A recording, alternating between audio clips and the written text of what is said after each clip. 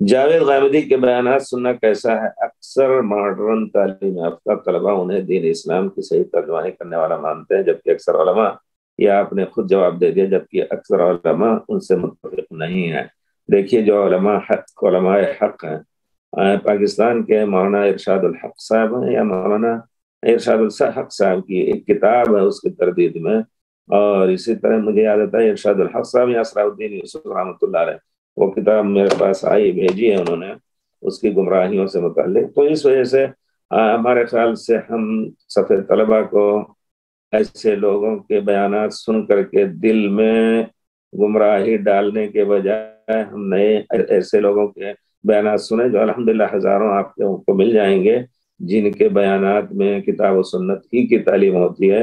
اور اوٹ پٹانگ باتیں نہیں ہوتی۔ اس وجہ سے ہماری نصیحت ہے کہ جاوید غامدی ہو یا کوئی بھی ہو آدمی اس طرح کا جو قرآن حدیث کی بات نہیں کر رہا ہے، یہاں تک کہ اگر کوئی شخص تعصب مذاہب کی بات کر رہا ہے، عقیدے میں اشعری ماتریدی اور پھر اس کے بعد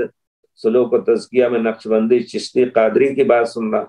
کر رہا ہے، تو ہم کو اس سے کوسوں دور بھاگ کر کے ایسے آدمی کے ساتھ پناہ لینی ہے جو کتاب و سنت کا حامل اور کتاب و سنت کی تعلیم دینے والا ہو۔